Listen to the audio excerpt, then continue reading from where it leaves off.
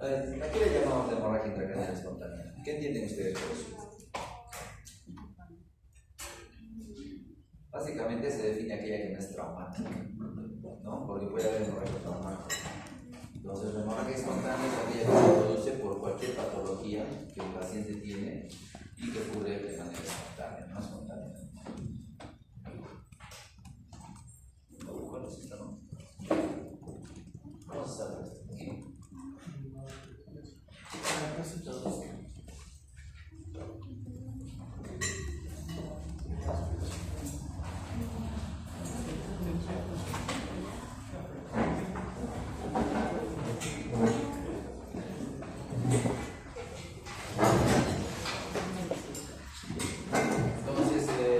¿Y las causas? ¿Cuáles imaginan ustedes que van a ser las causas de la hemorragia intracraneal espontánea? Un aneurisma.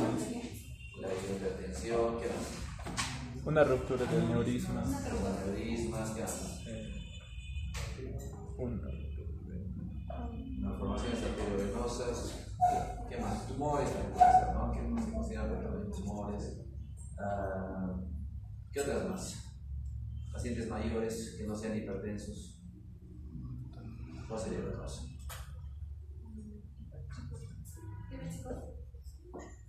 Ya digo como comorbilidad, pero ¿cuál sería la causa central? La causa primaria. Y los pacientes que no tienen hipertensión. La enfermedad amiloide, ¿no? La enfermedad amiloide es una causa bien frecuente, es una causa bien frecuente de hemorragias en pacientes mayores que no tienen antecedentes de hipertensión arterial. ¿Ya? Entonces es bien típico. Pacientes no tienen antecedentes de hipertensión arterial, pero tienen hemorragias recurrentes. Y no hay ninguna otra causa adyacente, entonces se tiene que pensar en eso. Okay. Muy bien, entonces ¿a qué se le llama accidente cerebrovascular? Tanto a la patología isquémica como a la patología hemorrágica, ¿no es cierto? Entonces, la gran mayoría de los accidentes cerebrovasculares o de los desórdenes cerebrovasculares son isquémicos, ¿no? El 80% aproximadamente son isquémicos y el 20% son hemorrágicos. ¿Okay? Entonces, básicamente estas se producen por rupturas de vasos, pues capilares, o malformaciones, o inclusive venas, dependiendo del tipo de patología que se puede encontrar, ¿no? Una vez que estos pacientes, a diferencia de las isquémicas, una vez que estos pacientes superan la fase aguda, pues su recuperación es más o menos buena, ¿ya? Solo hay que evitar que la presión intracraneal no suba demasiado para que el flujo sanguíneo esté estable, ¿no? dentro del cráneo. Y obviamente esto hace que estos tengan mejor pronóstico que los accidentes isquémicos. Cuando hay una isquemia, generalmente una isquemia de una arteria principal, pues la recuperación funcional es pobre, ¿no? Pacientes quedan con hemiplegia y pareces. Sin embargo, los pacientes que tienen accidentes hemorrágicos tienen una mejor recuperación, especialmente si son malformaciones arteriovenosas. Los pacientes con malformaciones arteriovenosas tienen una buena recuperación, a pesar de que estas malformaciones se encuentren en zonas importantes, tipo zonas motoras o zonas del lenguaje. Se les operan y pues después de 3 meses más o menos comienzan a hablar, ¿no? Hay malformaciones que hemos operado y que estaban ahí en las áreas del lenguaje primarias, ¿no? En el hemisferio izquierdo, y lo que hemos visto es que después de 3 a 6 meses comienzan a recuperar su afasia, porque llegan a tener afases globales, ¿no? Y la hemiparesia igual se recupera a los 6 meses más o menos, y lo último en recuperarse son los deditos de la mano. ¿Ya? Los deditos del pulgar comienzan a moverse, pero los deditos de la mano tienen cierta dificultad y cierta espasticidad. Entonces la terapia física va a cumplir un rol importante, ¿no? En la recuperación de los pacientes. Entonces, ¿cuál es la diferencia entre cómo reconocen ustedes clínicamente un DCD isquémico de un DCD hemorrágico? Les llaman, ¿no? De pronto son médicos de emergencia, médicos de cabecera, les llaman de la casa y les dicen, ¿sabe qué? Mi mamá o mi papá se ha desmayado y ahora está, se le está escapando, no puede abrir la boquita, se le escapa la saliva por la boca y no puede mover una parte del cuerpo. digo, por la Ya, pero en los dos puede aparecer, ¿no? En los dos, tanto en la isquémica como en la hemorrágica, pueden aparecer pues, focalidad neurológica. Pero ¿cuál es la diferencia clínica? ¿Cómo ustedes dicen, sí, ya sabemos, pues obvio, está un chico de secundaria se ha dado un derrame, ¿no? O sea, no se ha dado un derrame, ¿no? El nombre típico. Pero el nombre típico de un DCB isquémico hemorrágico, ¿no? Por ejemplo, podría ser ¿Cómo sería eso? tal vez el isquémico, que es muy progresivo por las horas, pero el hemorrágico ya es más rápido, brusco. Sí. Por una cefalea súbita y también una rigidez de nuca del paciente. Ya, ¿qué más? Claro, ese es un buen punto, ¿no? Que los pacientes tengan hipertensión intracraneal. Cuando es un isquémico, la hipertensión no existe, ¿no? Por lo menos en las primeras fases. Pero en una hemorragia sí, el paciente va a presentar eso y además náuseas, un poco de vómitos, mucha cefalea.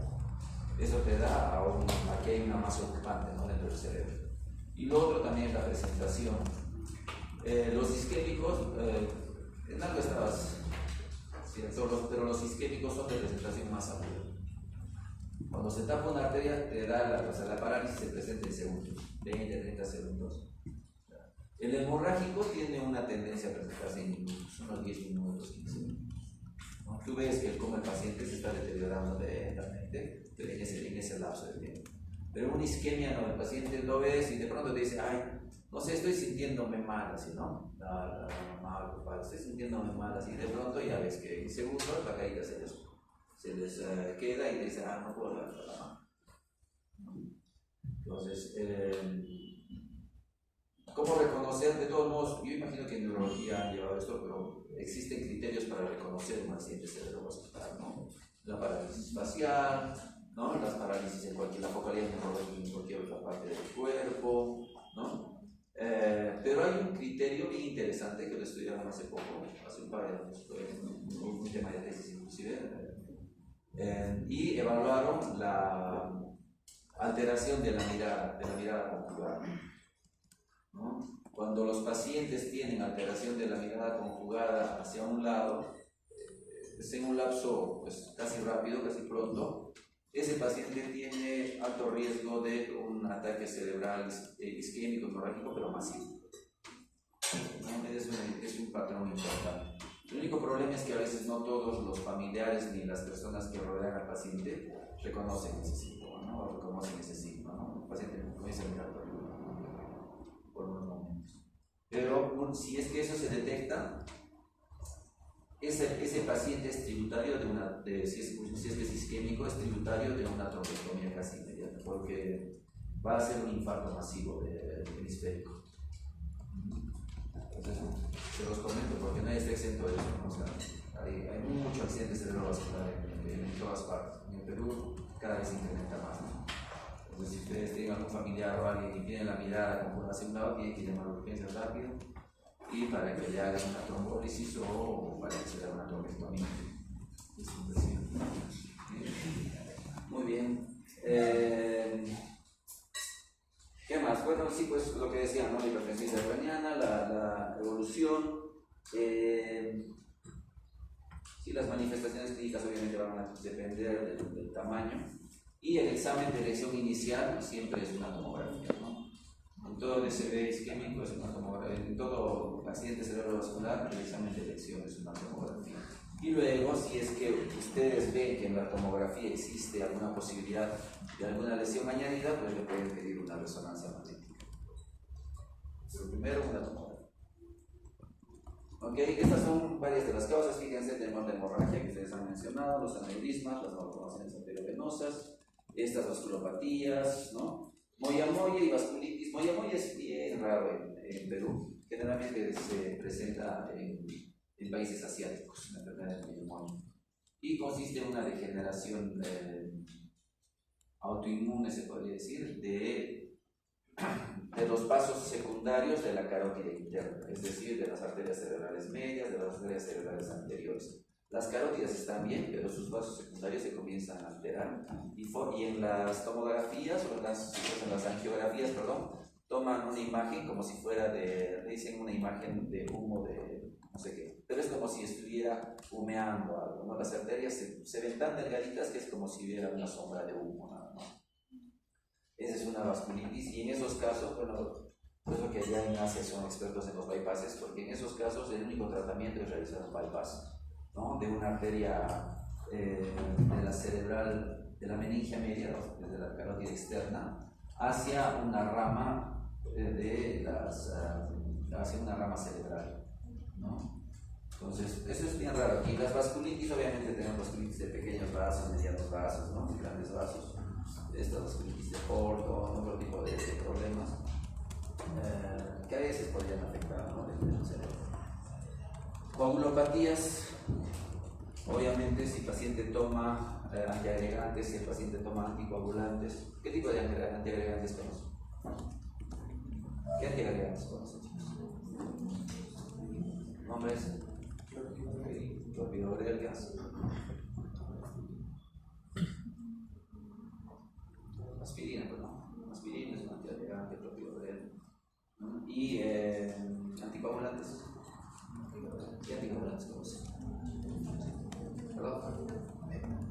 La heparina, ¿qué hace? La heparina bioral, ¿qué hace?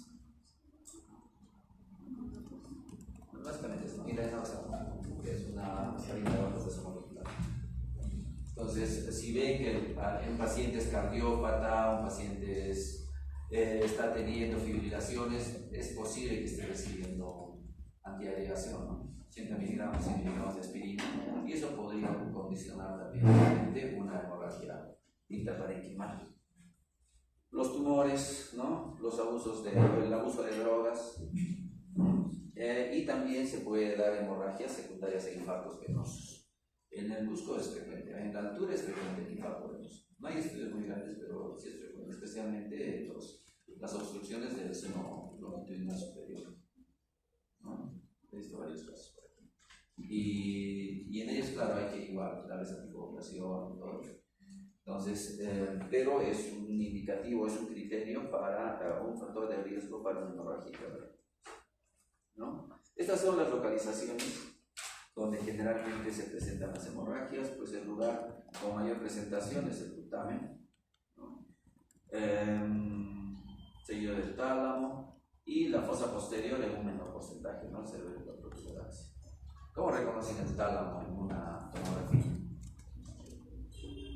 ¿Dónde está ubicado el tálamo?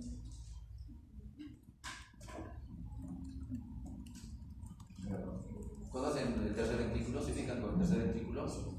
En una tomografía tienen, ¿no?, los cuernos de los ventrículos laterales, los ventrículos laterales va al tercer ventrículo y luego al cuarto ventrículo, ¿no es cierto? Las paredes del tercer ventrículo son los tálamos. Entonces uno ubica el tercer ventrículo y tiene tálamos a los costados. Los sangrados en los tálamos son evidentes cuando uno localiza este tercer ventrículo. Y generalmente estos van a tener irrupción ventricular, es decir, el sangrado se va a meter dentro del ventrículo y va a producir un hemoventrículo. Muy bien. En el caso del cerebelo y la protuberancia, en el caso del cerebro, sí, una hemorragia importante va a requerir cirugía, ¿no? Y en la protuberancia, generalmente, si los sangrados son masivos, pues ya no hay mucho que hacer. Si los sangrados son pequeños, a veces intervienen, pero se tendría que diagnosticar o un cavernoma, algunas malformaciones arteriovenosas. Es raro que exista una hemorragia en la protuberancia debido a una hipertensión arterial. Es raro. ¿Ya? Entonces, si es en la protuberancia, generalmente hay que despejar otro tipo de diagnóstico. Bien. Algunos criterios para este tipo de hemorragias. ¿En quiénes sospecharíamos de malformaciones arteriovenosas? En pacientes jóvenes, en niños con sangrados intracraneales sin antecedentes de TEC. Ya una alta sospecha de malformación o de tumor, ¿no es cierto? En el caso de las hemorragias hipertensivas, fíjense, el putamen, el tálamo, el cerebelo, ¿sí? La protuberancia en una baja frecuencia, son raras.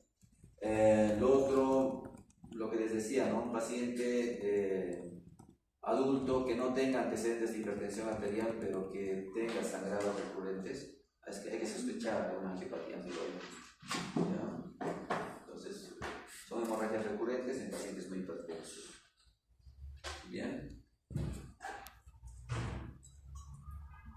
Muy bien. Generalmente el tratamiento de estas hemorragias es conservador, ¿no? Con la microcirugía, como son profundos, como son hemorragias que se presentan en el tálamo, ¿no? En los núcleos basales, en la protuberancia, pues a veces entrar y hacer evacuación microquirúrgica lastima mucho el parénquima adyacente. Entonces, por mucho tiempo estas han sido consideradas como lesiones para manejo conservador, manejo de la hipertensión intracraneal, ¿no? Y evaluación del paciente, y si ya el paciente comienza a deteriorarse, pues entrar, realizar una evacuación o realizar una craneotomía descompresiva, ¿no? Sin embargo, en los últimos años, la introducción de la endoscopía, de la neuroendoscopía, ha hecho de que estas lesiones se puedan abordar mejor con endoscopía y a través de agujeros mínimos, ¿no? Entonces, hoy en día todavía no hay un protocolo establecido para el manejo de estas hemorragias con endoscopía, pero cada vez más los artículos, pues las revisiones, ¿no? Todos los artículos originales que se está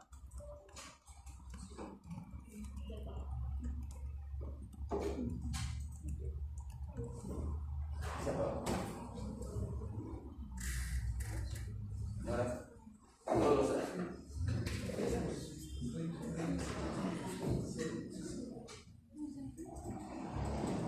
¿por qué está así?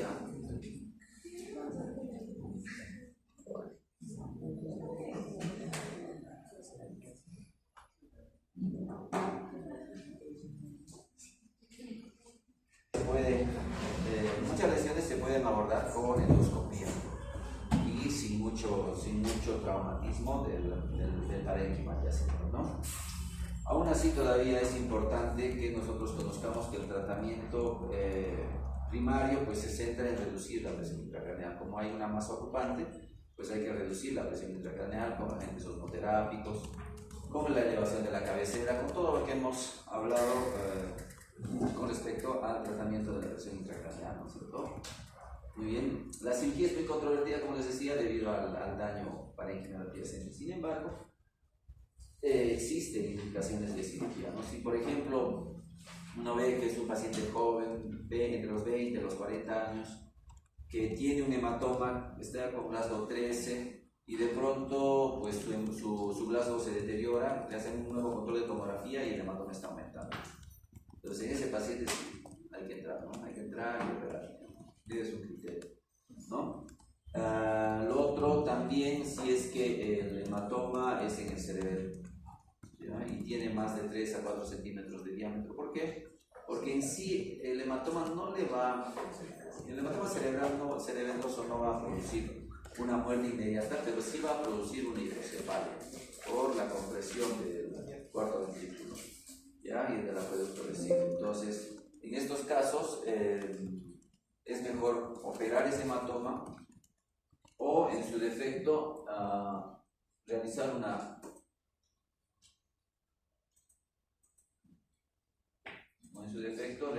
una derivación ventricular externa mientras el hematoma se consolida. De preferencia, nosotros entramos y desoperamos el hematoma, ¿no? Bien. Los hematomas obviamente no van a ser quirúrgicos si los pacientes están relativamente estables o si los hematomas son cerebelosos o son pequeños. Ya, que hemos hablado. Ahora, hay como muchos de estos sangrados se producen en el tálamo o en el putamen, muchos de estos pues hacen irrupción ventricular, es decir, pasan del parénquima hacia los ventrículos y comienzan a ocluir los ventrículos y producen hidrocefalias. En esos casos, también sin necesidad de evacuar los hematomas, se le puede colocar un drenaje ventricular externo para reducir el riesgo de hidrocefalia, ¿no? Mientras el hematoma se limpia. Generalmente los hematomas se limpian en 5 o 7 días, ¿no? Entonces, ese tiempo puede estar, el drenaje externo puede permanecer a nivel del ventrículo y así se reduce el riesgo de mortalidad, ¿no? Muy bien, Más o menos este es parece complicado, pero no es tanto. Es un algoritmo para analizar los lesiones hemorrágicos. Estamos hablando de esta hemorragia intraparenquimatosa. Sin embargo, los aneurismas que producen hemorragias paracardiales, ¿no? Entonces, ese es otro tipo de sangrado que lo vamos a revisar luego. Entonces, si nosotros vemos que nuestro paciente tiene una hemorragia intraparenquimatosa, pues habrá que ver si es que es una hemorragia hipertensiva o si es que es una hemorragia espontánea, ¿no? ¿Cómo definimos esto? Con el antecedente del paciente, ¿no? Si el paciente tiene antecedente de hipertensión arterial, lo más probable es que sea pues, un evento hipertensivo, ¿no es cierto? La clínica que nos van a dar este tipo de lesiones son, pues, en general, si es que es a nivel del putamen o del tálamo, pues nos van a producir este tipo de problemas, ¿no? Déficit motores, ¿no? Contralaterales. Nos puede producir esta desviación de la mirada hacia la lesión, una disminución del nivel de conciencia, obviamente. Lo mismo en el tálamo. Sin embargo, a veces, si es que la lesión es pequeña en el tálamo, puede dar un síndrome talámico. ¿Ya? El síndrome talámico se caracteriza por presentar un dolor contralateral, un dolor del hemicuerpo contralateral, que es de difícil tratamiento y es bien intolerable para el paciente. No es un dolor somático, no es que se presente como un dolor en determinada parte del cuerpo, sino le duele todo el hemicuerpo contralateral, ¿no? Con preferencia de repente de algunas zonas, dependiendo, ¿no? de la representación, pues, ¿no? de la representación o del esquema corporal que tiene el tálamo. Pero en general se presenta como un dolor crónico, bien agudo, de difícil tratamiento. Le llaman el dolor talámico. ¿Okay? Además de eso, obviamente, por el tálamo discurren todas las vías que van, pues, que van y vienen de la corteza, ¿no? Entonces, los pacientes van a tener igual hemiparesia contralateral. Si tenemos alteraciones en el cerebelo, ya vimos, ¿no? El cerebelo nos va a producir ataxias, nos va a producir dismetrías, ¿no? Alteraciones de la coordinación y alteraciones del equilibrio. Y lo que podría producir obviamente también es ¿no? Y lo que podría producir también es una oclusión del cuarto ventrículo y hidrocefalia, ¿no? Ahora, si tenemos una hemorragia global espontánea, pues obviamente hay que ver esto, ¿no? Si es que el paciente es un paciente mayor de edad, si es que es joven, ¿no? Si es que es joven, lo más probable será una malformación vascular. Si es que es anciano, pues una angiopatía amiloide, o también hay que determinar si es un glioma o algún aspecto tumoral, ¿no? Determinar las otras causas. Ahora, si existen factores de riesgo para estas hemorragias, como el uso de drogas, el uso de medicación, algunos antecedentes traumáticos, cosas así, pues hay que orientar el diagnóstico y ser mucho más cuidadosos para determinar qué tipo, ¿no? De la razón final. Esto nos puede llevar inclusive a hacerles resonancias magnéticas a los pacientes y hacerles angiografías cerebrales, ¿no?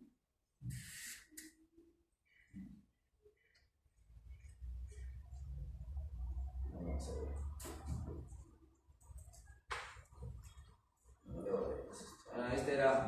Esta es una evacuación endoscópica, un esquema, ¿no? En realidad un esquema para ver cómo se realiza la evacuación endoscópica de un hematoma. Podemos revisar al final.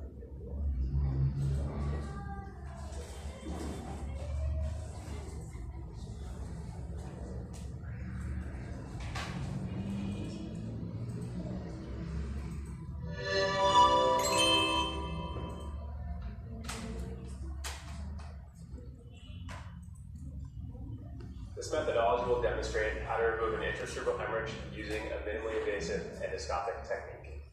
The main advantage of this technique is that it prevents consistent hematoma evacuation while minimizing the chance of postoperative bleeding, as it allows intraoperative visualization of the vessels for conversion. This technique is a surgical option for select patients with intracerebral hemorrhage, as it provides an innovative method for achieving maximum clot evacuation with minimal rebleeding and complications.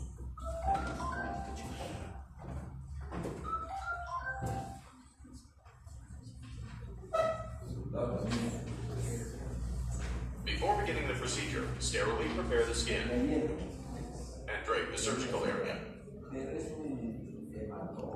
Use preoperative volumetric imaging to draw a line along the axis of the hematoma to the outer surface of the skull, so that the tip of the sheath will sit 1 to 2 centimeters from the distal end of the hematoma. Then adjust the patient into an appropriate anatomical position, depending on the location of the hematoma. To open the skull, make a 2 centimeter linear horizontal incision along the skin within a natural skin crease. And use a high-speed drill with a 5 millimeter cutting burr to make a 1 to 1.2 centimeter diameter craniectomy along the long axis of the hematoma. If the trajectory is not perfectly perpendicular to the skull, drill a cylinder in the bone along the planned trajectory to ensure optimal mobility in the sheath and endoscope within the craniectomy. Use bone wax, gel foam in thrombin, and bipolar cautery to achieve hemostasis. Then use ultrasound to visualize the underlying hematoma.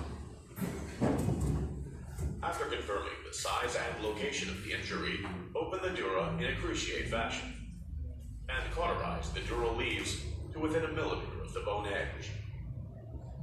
Using a number 11 blade, make a 1 centimeter incision in the pia mater and use bipolar cautery to cauterize the pial incision and underlying cortex.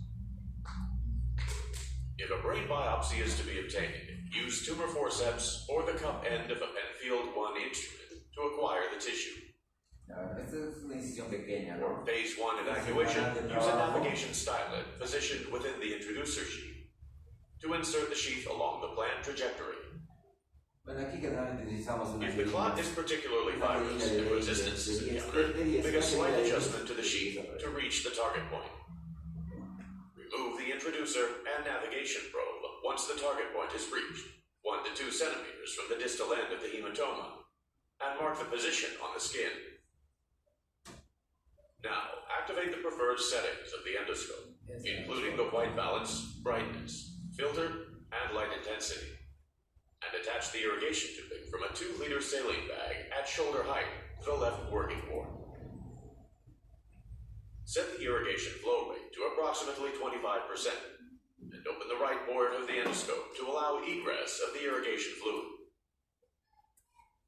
Insert the endoscope into the sheath and insert the wand inside the working channel of the endoscope. Holding the wand with the dominant hand, use the pointer finger to buffer the distance between the endoscope and the wand handle to maintain a constant awareness of the location of the tip of the device within the sheath. Set the suction strength of the aspiration system to 100% and set the irrigation flow rate to low. Then aspirate any liquid hematoma that presents itself at the end of the sheath while keeping the wand within the distal 1 centimeter of the sheath. If a solid clot is encountered that does not aspirate with suction alone, activate the bident within the wand to digest the clot. If a piece of clot is too large or fibrous for suction and adheres to the tip of the wand, withdraw the entire endoscope and wand together with the clot, taking care not to dislodge the clot from the wand. As a decrease the wand to Lo primero que han hecho es entrar con el endoscopio, ubicar la lesión explore for y luego ahora entran para evacuarla, ¿no? Para aspirar. any remaining hematoma in a targeted fashion with low aspiration power, taking care not to damage the surrounding brain matter. If small bleeding vessels are challenging to visualize, hover immediately over the bleeding site with the sheath and pull the scope back from the tip to direct a consistent flow of irrigation toward the vessels. Esta aspiración para que la cámara no se ocluya ni When se no more tape, bleeding is se observed, utiliza una irrigate the irrigación cavity until continua. hemostasis is achieved. Una irrigación continua sin Using mucha the end of presión. the sheath to apply pressure if pure irrigation is not successful. Once hemostasis is achieved, aspirate any residual hematoma along the sides or in the crevices of the cavity, and confirm that the cavity is cleared of all visible hematomas and bleeding vessels.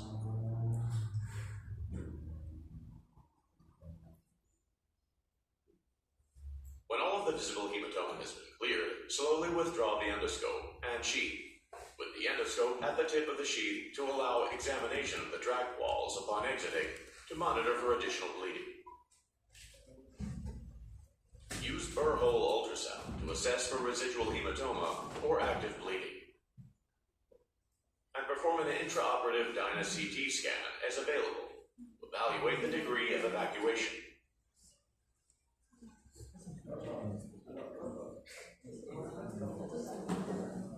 The stereotactic intracerebral hemorrhage underwater blood aspiration, or SCUBA evacuation technique, has been described in 47 patients undergoing endoscopic intracerebral hemorrhage, or ICH, with a mean preoperative ICH volume of 42.6 cubic centimeters and a mean evacuation rate of 88.2%.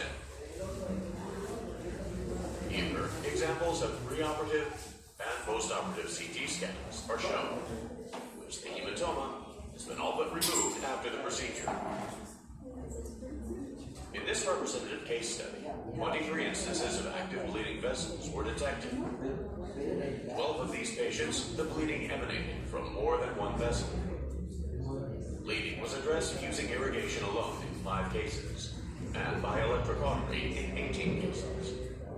Postoperative bleeding was isolated to only a single case, in which the routine head CT scan performed on postoperative day 1 demonstrated refilling the evacuation cavity with hemorrhage that appeared to originate from the superficial galeal vessel bleeding into the access tract.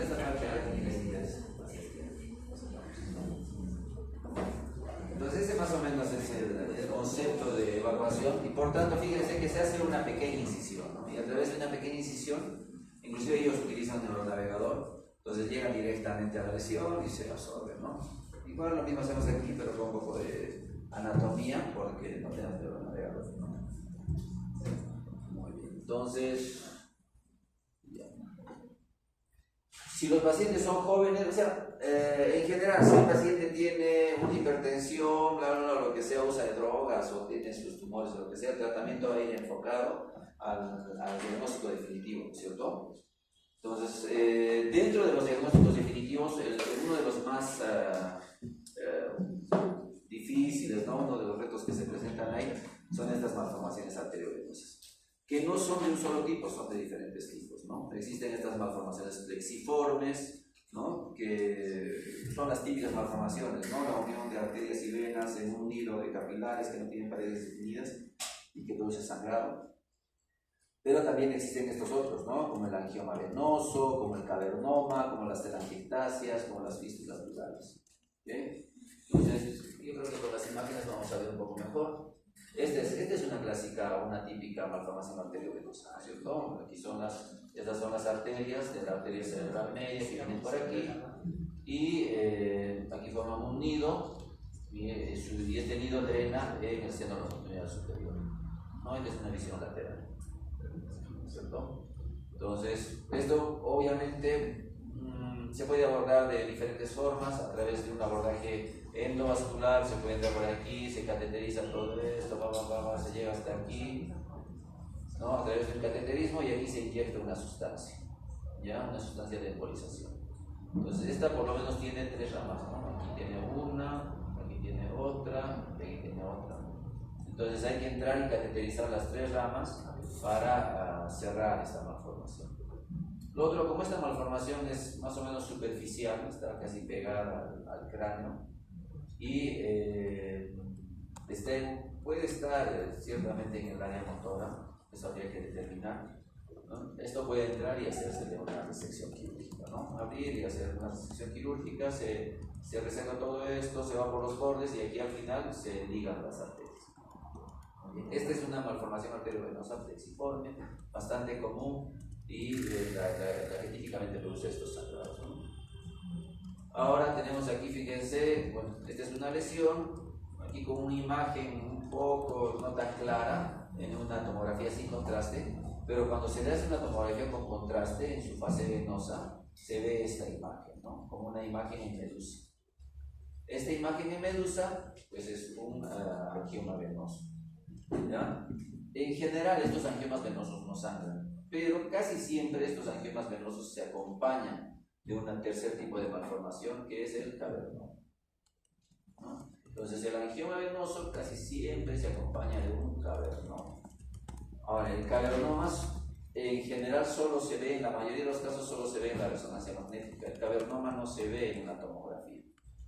¿Okay? Entonces, cuando uno le realiza una tomografía con contraste a un paciente que tiene una lesión determinada o una imagen sugestiva de algo y encuentra esta imagen, necesariamente tiene que hacerle una resonancia magnética para confirmar el cavernoma. ¿Okay? El cavernoma tiene esta imagen, algunos le llaman como imagen de palomita de maíz, que es más pequeña, y fíjense esta imagen media negra que está alrededor, ¿no es cierto? Es como una cápsula, pero eso es hemosiderina. ¿Por qué? Porque estos cavernomas rara vez producen sangrados masivos, pero sí producen frecuentemente pequeños sangraditos. Y la acumulación de la hemosiderina de esos pequeños sangraditos es esto. Forman como una especie de barrera alrededor del cavernoma. ¿Okay? Entonces, una imagen típica, si ven esto o algo similar, este es un cavernoma. ¿Por qué no sería un tumor? ¿Puede ser un tumor o no?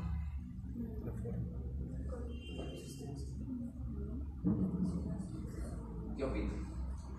Sí, un tumor de estas características, esto más o menos tiene 2-3 centímetros de diámetro, ¿no? Un tumor de estas características y en esta zona ya estaría produciendo un edema ligitiforme. Este cavernoma no produce edema ligitiforme. Sí produce un poco de edema perilesional, pero no produce ese típico edema ligitiforme de los pulmones. Muy bien. La telangiectasia capilar, fíjense, es algo mucho más pequeño que también se puede ver en la tomografía con contraste o en la resonancia magnética, pero en la fase arterial. Fíjense que es casi similar a un angioma venoso, pero el angioma venoso se presenta en la fase venosa. ¿Por qué le digo que esta fase venosa? Porque este es el seno recto. Bueno, ustedes no son radiólogos, pero más o menos deberían de reconocer. Este es el seno recto, ¿no? Y el seno recto se está pintando ya en su fase venosa tardía. Después ya de que las arterias ya se hayan pintado, pues la sangre está saliendo del cerebro, la sustancia de contraste está saliendo del cerebro y tenemos esta fase venosa. Pues ahí se puede ver eso. En cambio aquí, pues generalmente se ve, esta no es una funcional, pero esta generalmente se ve como en una fase arterial, ¿no? ¿Ya? Y son más pequeñas que esas, que los cavernomas. Estas telangiectasia rara vez producen sangrados, pero si producen sangrados sí son masivos y son difíciles de tratar, ¿no? Porque son muy pequeños, Entonces, su ubicación las hace bien de tratar y el tamaño. Esta es una fístula dural, está en una tomografía y dice, doctor, pero parece una malformación plexiforme. Sí, ¿no? Porque tiene arteria, vena. Pero fíjese que a diferencia de la malformación plexiforme, esta no tiene un nido propiamente. Las fístulas, su mismo nombre los dice, son fístulas, son comunicaciones directas entre la arteria y la vena, ¿no? Entonces no tienen un nido, no tienen un componente capilar que necesite ser tratado, sino son comunicaciones directas entre una arteria y una vena que se producen a veces por traumatismos. Un paciente se cae, se ha fracturado el cráneo y después de unos meses comienza a tener un shunt en la cabeza, comienza a escuchar como especie de latidos continuamente en la cabeza.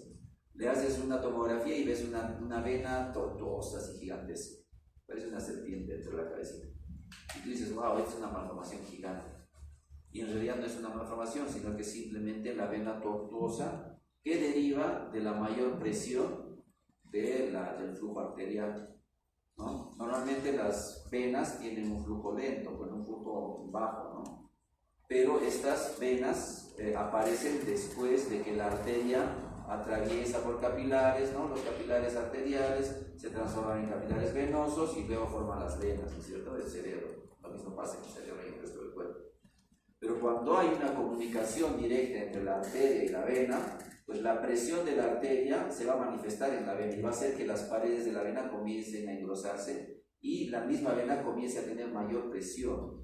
Es como una manguera o como un globo inflado a presión. Entonces se va a ver así, ¿no? Es una vena dilatada, tortuosa, Esto debería de ser de repente de este tamañito, así nada más. Pero está así de dilatado. Y aquí tienes una arteria, ¿no? Esta es una arteria craneal, pero de la carótida externa. Está a nivel del suero cabelludo o en la dura madre. ¿Ya? Esta es una de las dos. La dura madre se irriga, chicos, por la carótida externa, no se irriga por la carótida interna. Todo lo que es cerebro sí se irriga por la carótida interna. Dura madre, cráneo, galea se irrigan por la carótida externa. Entonces, este es como un shunt, ¿no? Una fístula entre la carótida, entre la arteria de la carótida externa y la vena cerebral. Entonces, esto viene por aquí, aquí está la comunicación y aquí transfiere todo su poder esta arteria carótida externa, ¿no? El tratamiento puede ser quirúrgico, entras y simplemente ligas la zona de unión entre la arteria y la vena y se le pone un clip y ahí finaliza el procedimiento.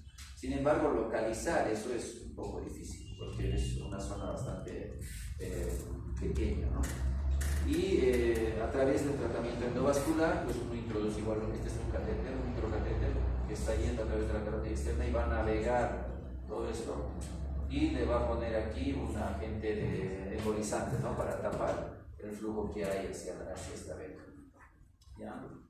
Entonces, ¿sí me entendieron? ¿Sí? ¿Sí? ¿Está claro? Está muy difícil para ustedes, ¿no? ¿Ya? Muy bien. Si no, me preocupo, chicos. ¿Ya? A veces esto ni siquiera en la residencia lo entendemos porque no nos explican bien. Entonces, a veces necesitas leer y releer para diferenciar una malformación plexiforme de una fístula dural. ¿Entre qué vasos decía que era el shunt? ¿De carótida externa? Entre carótida externa y las venas cerebrales, ¿no? Las venas cerebrales.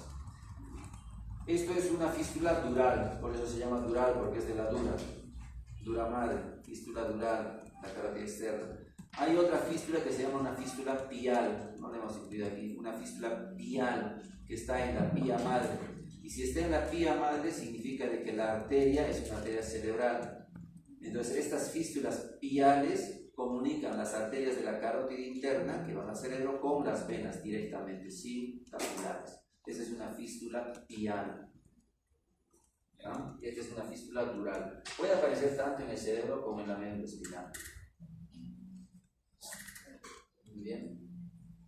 El otro tipo de hemorragia subaracnoidea, recuerden, ¿no? Porque habíamos dicho que el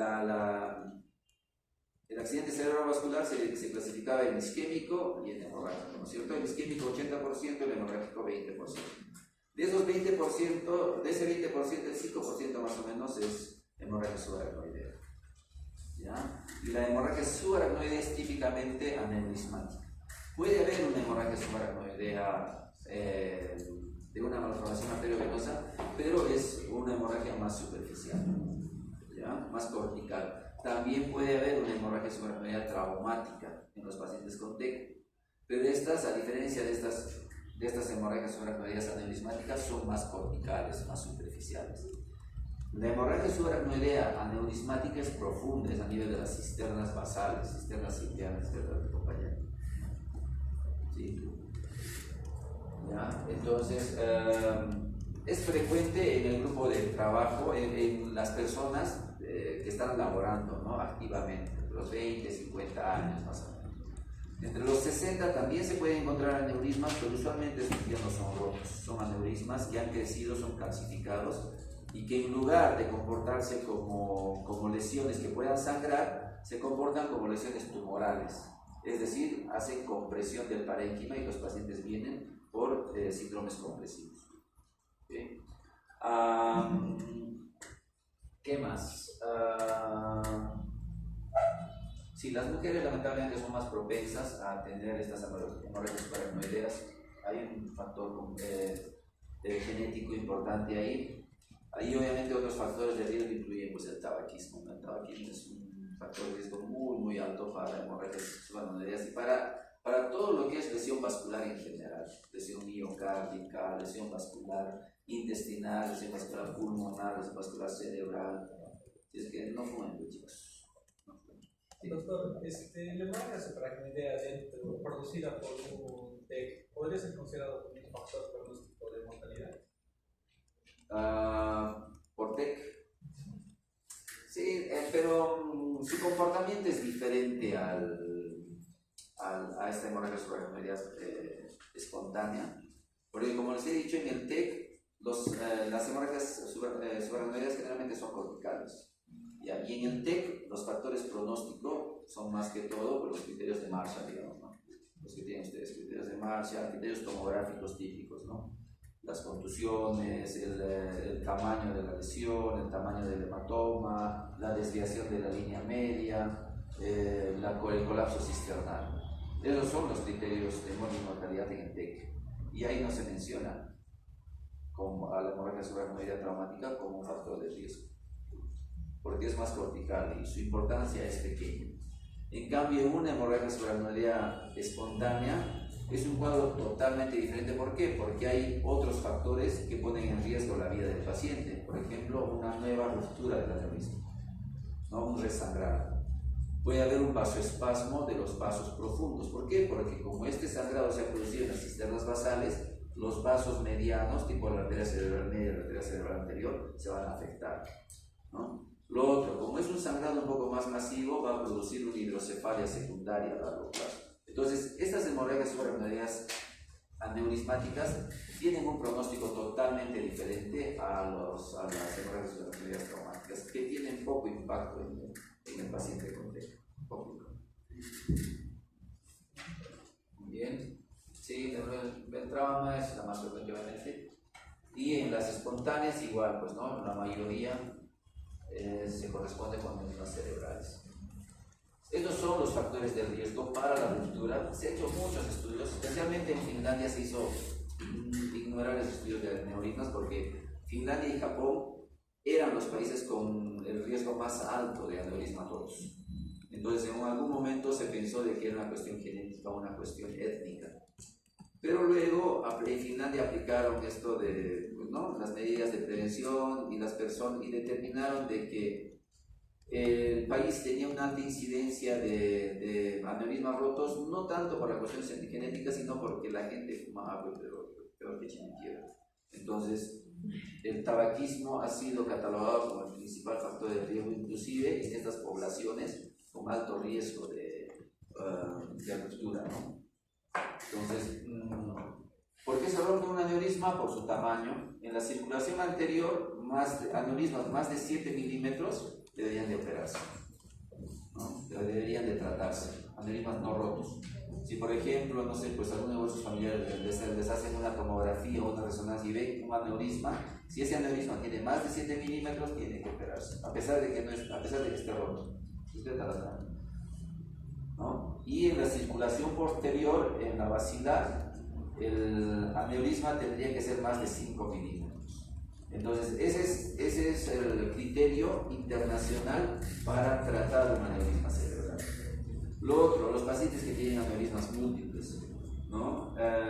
Y estos aneurismas múltiples generalmente se presentan en los pacientes con colagenopatías, en pacientes con alteraciones de tejido conectivo, ¿no? Entonces, estos pacientes igual se tienen que operar porque su riesgo de sangrar es alto. La localización del aneurisma, la arteria comunicante anterior, comunicante posterior, la basilar, pues son los que tienen mayor riesgo de sangrado, se tienen que tratar.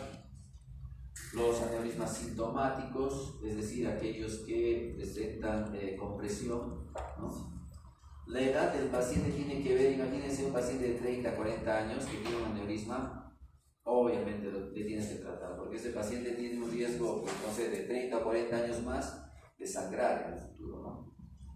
Si tienes ya un paciente con 70, 80 años y le encuentras un aneurisma calcificado, no es necesario que lo trates, ¿no? Le puedes dar su aspirina de repente para que no haga fenómenos trombóticos, pero no es necesario.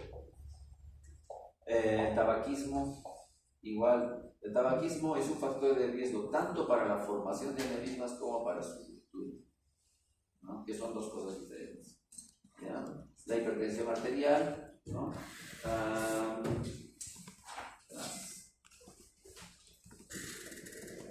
Y estas son algunas enfermedades asociadas, estas enfermedades del colágeno, ¿no? Que producen debilidad de la pared vascular, como esta poliquistosis renal, el Marfan, el Danlos, estas displasias fibromusculares, ¿no? Las coartaciones de aorta, todas estas lesiones son de por sí factores de riesgo inclusive para la formación de múltiples aneurismas.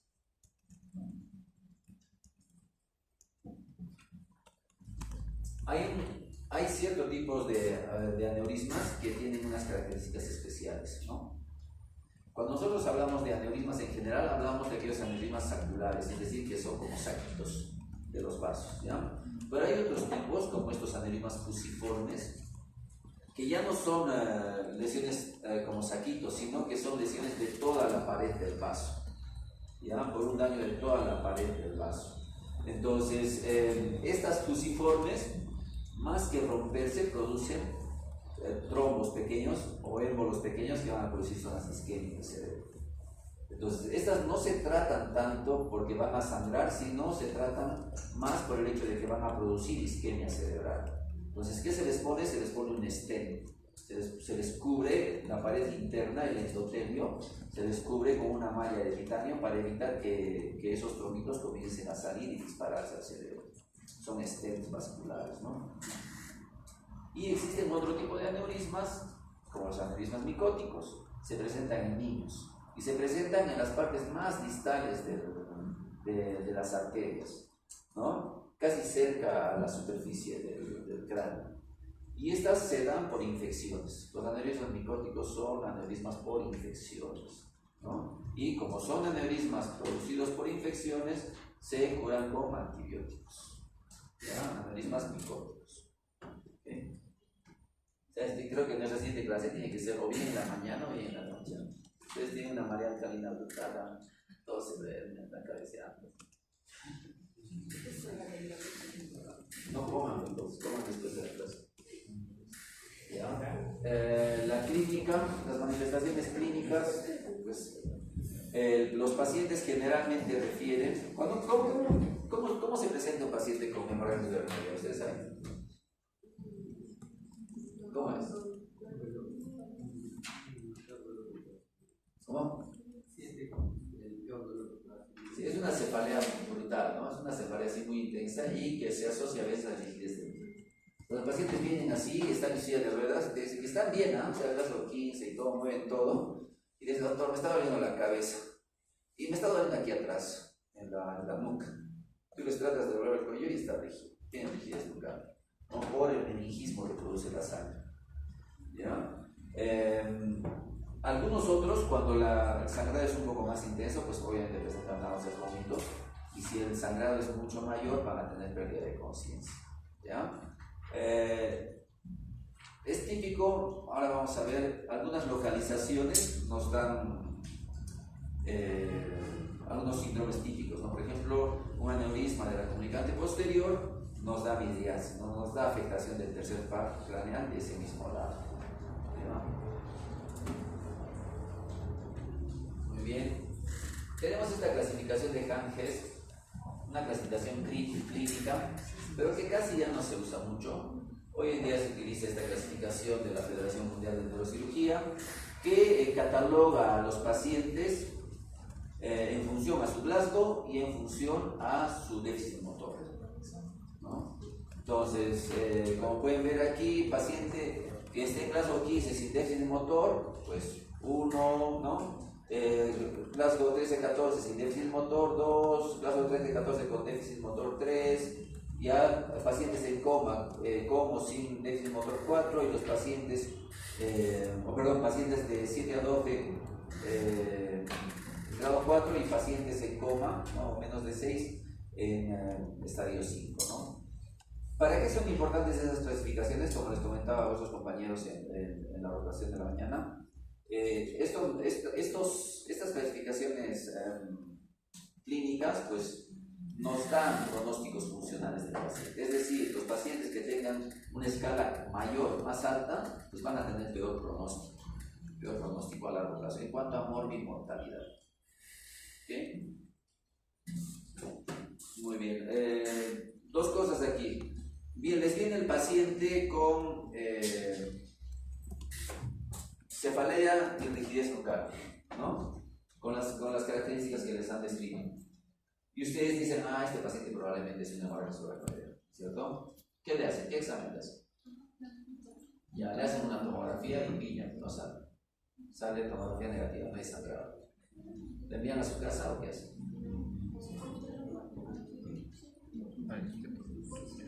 ¿Cómo? Y luego consultan de la cirugía.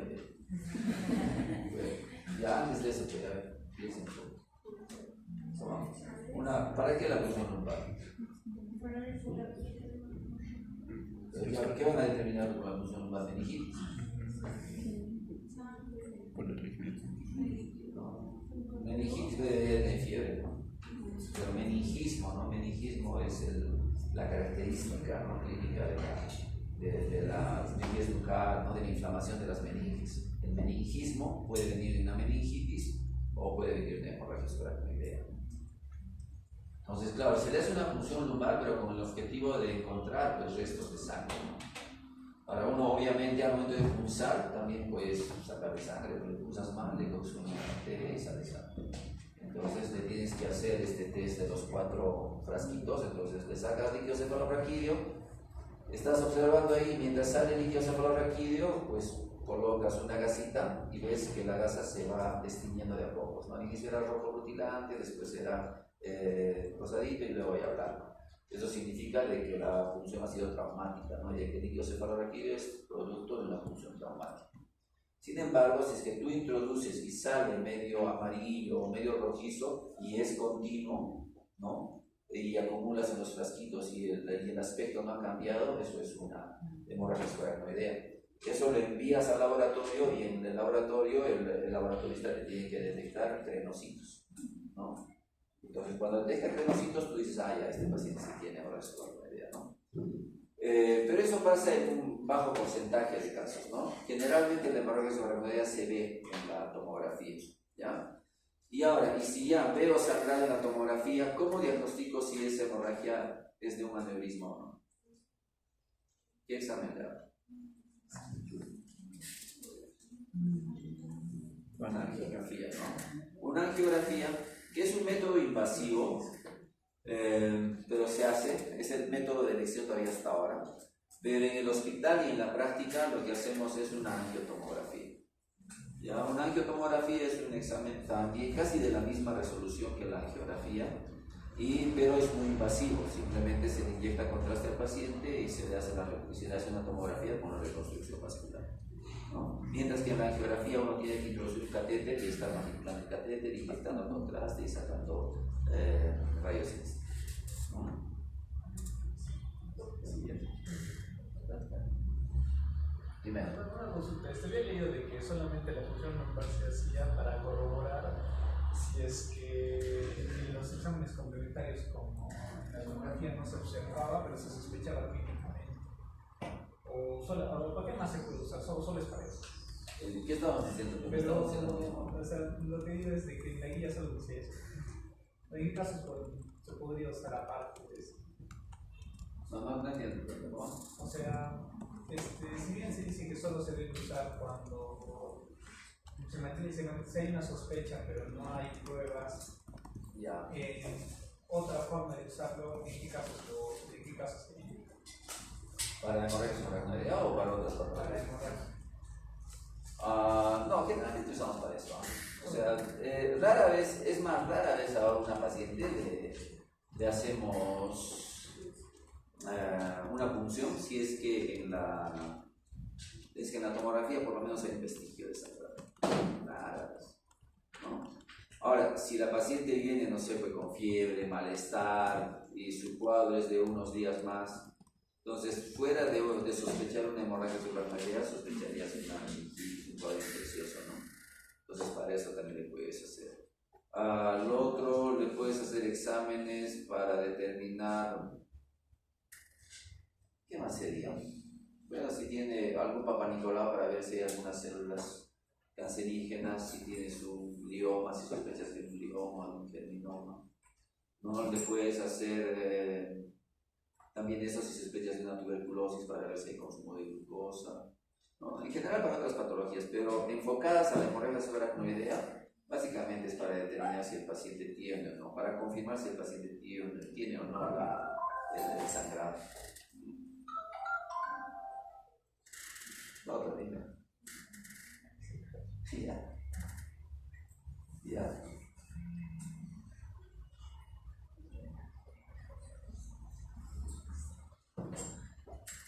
Ya. ¿Por qué no entramos en esa emergencia? Mañana los radiólogos.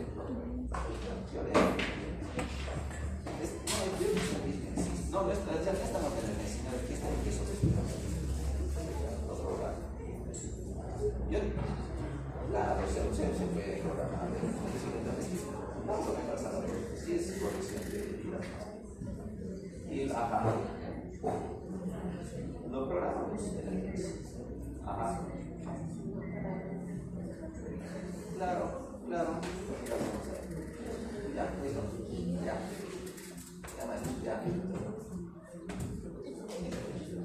Doctor, una duda. Dime. ¿Es necesaria la punción lumbar o también sirve de forma descompresiva para...? No es descompresiva, es diagnóstica. ¿No? Ahora, porque si el paciente tiene un poco de más sangrado, es más, se puede clavar, ¿no? Las punciones lumbares están contraindicadas en pacientes que tienen hipertensión intracraneal. Entonces ahí se saca lo suficiente como para hacer el diagnóstico. Pues se te puede ir el paciente, ¿verdad? No, le sacas mucho y se clava. Y si en total me sale que es, sospecho de una hemorragia subaracnoidea, ya no le sacas. Ya no le saco. Ya no. O sea, siempre, porque es típico, ¿no? Ahora les voy a enseñar, no sé si aquí está la clasificación de Bueno, hay una clasificación de Hanniges, es una clasificación tomográfica. ¿Ya? En esta clasificación hay 4 grados, en todos ellos se ve sangrado, menos en el grado 1. ¿Ya? Grado 0. Donde ahí hay una sospecha de sangrado por la clínica, pero sin evidencia de sangrado externo. Entonces, en esos casos es donde uno le hace una punción lumbar. Pero en los demás casos no. Y obviamente, cuando llega tarde y encima se va. Y obviamente hay que tener mucho cuidado, como les digo, de punzar a un paciente que tenga hipertensión intracraneal. Por ejemplo, ese se mete en problemas, ¿no? Entonces, o hay que hacerlo con una técnica más suave, ¿no? Recostar al paciente, porque muchas de estas punciones lumbares se les hace con el paciente sentado, ¿no? Lo sientas en una silla, de costadito y ahí. El hospital lo recostamos, ¿no? Justamente para evitar eso lo recostamos, le ponemos en 180 grados, la cabecita baja, cosa que su riesgo de hipertensión también, o su riesgo de enclavamiento baja. Y cuando le pulsamos, le sacamos un líquido, le ponemos el dedito, ¿no? Y hacemos que la salida sea a baja presión. Entonces, en los pacientes en los pacientes con riesgo, mejor ustedes no le hacen, pues, ¿no? El neurólogo, el neurocirujano, ellos le pueden hacer, ¿no? Muy bien. La hemorragia subaracnoidea aneurismática es crítica. ¿Por qué? 3 de 4 mueren de acuerdo a su historia natural, ¿no? Entonces, del 50% muere en su casa o yendo al hospital, y del 50% que sobrevive, el otro 50% termina con secuela o muere. Entonces, sí, eso es de acuerdo a su historia natural, ¿no? Cuando no se hace nada por esos pacientes, ¿no? Entonces, por eso es importante, ante la mínima sospecha de una hemorragia subaracnoidea aneurismática, pues hay que tratarla. Esperar un poco, sí, hospitalizarla, ponerlas en UCI, observarlas, prepararlas para cirugía y cliparlas. Eso es lo que hay que hacer, ¿no? O embolizarlas, ¿no? La mortalidad es alta. Lo otro, pacientes que a veces son mayorcitos y tienen lamentablemente un aneurisma roto, tienen peor pronóstico. Como van a ver, la hemorragia subaracnoidea aneurismática se comporta como una hemorragia, como una enfermedad sistémica, ¿no? Entonces, no solamente afecta al cerebro, sino afecta a otros órganos, como el corazón, por ejemplo, ¿no? Produce isquemia miocárdica, ¿no? Por el incremento agudo de las catecolaminas en el cuerpo. O sea, produce una reacción, una respuesta de estrés tan grande que la adrenalina sube tanto que cierra los vasos miocárdicos y los pacientes hacen estrés miocárdico y hacen insuficiencia cardíaca. No dejan de dormir, ¿qué hacemos? Terminaremos la clase mejor, vayan más a dormir. Está chino de tanto abrir y cerrar los ojos. Bueno, así es. Entonces, ¿dónde estamos? El estrés que era Que tiene que colocar el sistema, ¿no? Entonces, sí, o sea, todo el sistema simpático comienza a reaccionar ante una alergia cerebral, que es como una enfermedad muy inminente, es como una enfermedad mortal que te está atacando, pero así, o sea, se te ha presentado de una manera suave, pero el cuerpo sabe que te va a matar, ¿no? Entonces el cuerpo reacciona justamente a todo eso. Puede producir derrames pleurales, ¿no? Produce estas enfermedades cardíacas, puede producir alteraciones endocrinológicas. ¿Por qué? Porque el tallo hipoficiario también o los vasos del tallo hipoficiario comienzan a contraerse y hay una insuficiencia hipoficiaria, o sea, es dramático. Entonces, su mortalidad es alta, no solamente por el resangrado es importante, la isquemia es importante, pero además por las otras enfermedades concomitantes, ¿ya? Y fuera de esto, el marcador más importante es el marcador inicial. Si un paciente viene en grado 15 o 14, tiene su aneurisma, ya se va a salir. Pero si un paciente viene en grado 5, 6, está intubado, es mayorcito, el paciente va a salir, pero así, de repente un buen tiempo, un mes y medio, no es difícil. ¿Ya? Entonces estas son sus complicaciones: alteraciones hidroelectrolíticas, arritmias cardíacas, estas isquemias y necrosis, hipertensión arterial. En cuanto a las complicaciones neurológicas, hablábamos de la hidrocefalia. ¿Qué tipo de hidrocefalia produce la hemorragia cerebral? ¿Obstructiva o no obstructiva? No obstructiva. De ambos, ¿no? Y en la fase inicial, ¿cuál será más? ¿La obstructiva o la no obstructiva? Ya, en la fase inicial se da más la obstructiva. ¿Por qué? Porque hay un sangrado que se mete en el ventrículo y el ventrículo se tapa y produce hidrocefalia por eso. Ya, en una fase más tardía, después del mes de la hemorragia, más o menos del mes y medio, los pacientes ya han salido de antes, están gripados, dicen gracias doctor, te traen fruta, café, así. Y luego al mes y medio vienen mal, se quejan, pero no, todos me las operado malas. Entonces ahí tú le das una tomografía y se ve que hay una hidrocefalia, ¿no? Entonces esas son hidrocefalias tardías, producidas más por una alteración en la absorción del líquido cefalorraquídeo. El sangrado ha sido tan intenso que ha comenzado a alterar la composición de las granulaciones aracnoideas, de las vellosidades aracnoideas, y por tanto estas comienzan a ser disfuncionales en la absorción del líquido cefalorraquídeo, y eso produce estas hidrocefalias tardías. El tratamiento para estas hidrocefalias tardías es colocar una válvula ventriculoperitoneal, porque si te haces endoscopía y fenestración del piso del tercer ventrículo, pues el problema no está ahí, no es obstructivo, por lo tanto esos pacientes van a continuar con su hidrocefalia a pesar de hacerles complicaciones por endoscopía. Entonces, en ellos sí se les debe colocar una deviación ventriculoperitoneal de presión baja, ¿no? En la fase inicial, en una hidrocefalia obstructiva por el hematoma, pues uno tiene diferentes opciones. Si el hematoma no es muy denso, se le puede colocar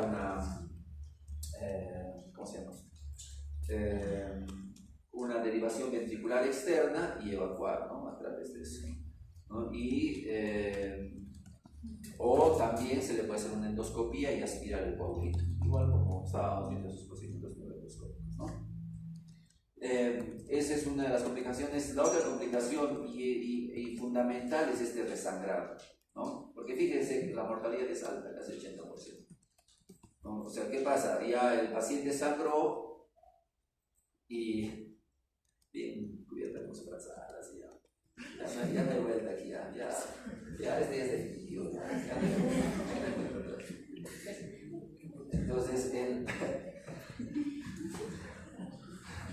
que cambiar de horario, chicos, por favor. Bueno, este resangrado, les decía, ¿no? Si un paciente ha venido con sangrado, está en caso 15, sangró, el paciente estaba bien, y después a los 2 días nuevamente presenta otro sangrado y decae en su caso. Escucha, ese paciente es como si tuviera 2 inflamaciones en el cerebro, ¿no? Ya el riesgo es alto.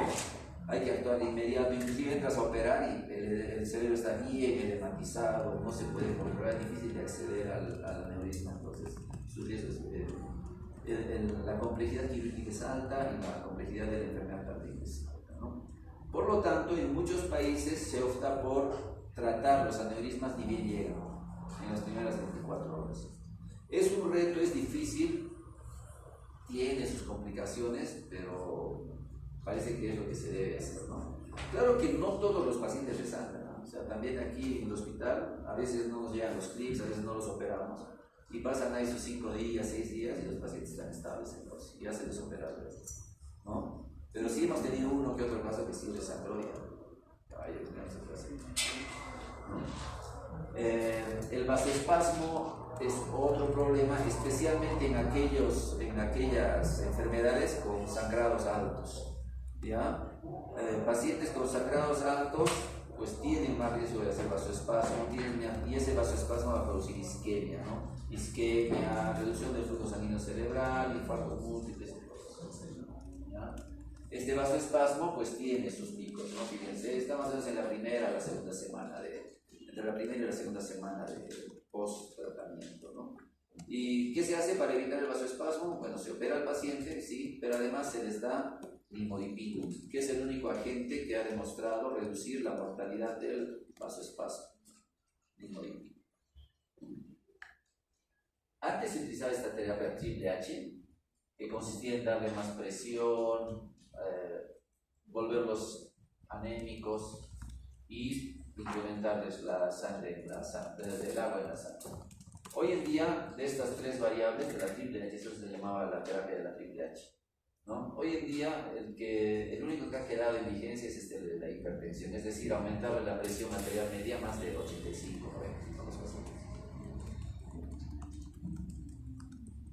Muy bien, estas son las medidas generales para el paciente con hemorragia subaracnoidea, reposo absoluto, sedación, se le puede dar, además las medidas para manejo de hipertensión intracraneal, ¿no? La analgesia, la fenitoína, el limodipino, ¿no? Darle buena ventilación. Si es que el paciente está con un gaso bajo, es mejor sedarlos y ponerlos en hibernación, ¿no? En ventilación mecánica, ya hasta operarlos.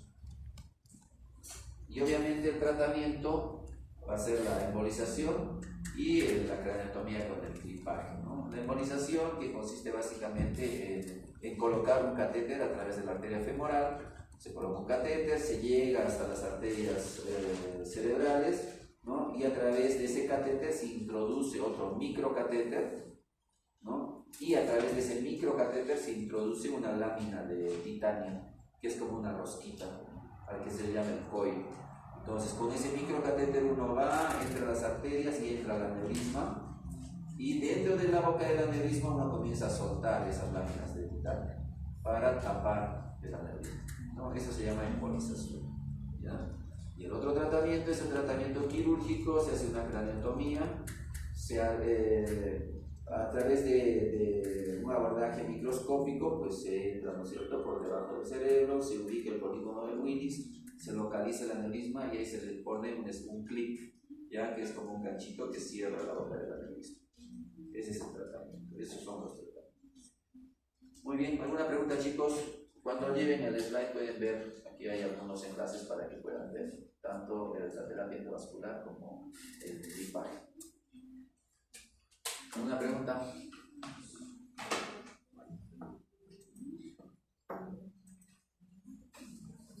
Doctor, ¿hay alguna guía que podamos utilizar?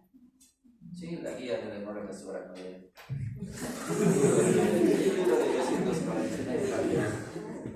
No, sí, pues, ya hay varias guías, ¿no? En PubMed entran y hay guías que se actualizan cada cierto tiempo, es más. Todo esto necesita actualizarse cada cierto tiempo, ¿no? Porque la investigación en medicina es importante y que introduce nuevos términos, ¿no? Pero sí hay protocolos y guías de manejo para hemorragia subaracnoidea, ¿no? ¿Algo más? ¿Qué sobre los organismos micóticos que por infección? Mayormente es cualquiera siempre hay una preferencia. ¿Antibióticos? Más del organismo micótico. Sí, estreptococos. Esos son generalmente los que causan, ¿no? Sí, ¿Y Y en cualquier tipo de edad. Pediátricos. Generalmente estos aneurismas micóticos se presentan en los pacientes pediátricos. Sí, es raro que se presenten en adultos pediátricos.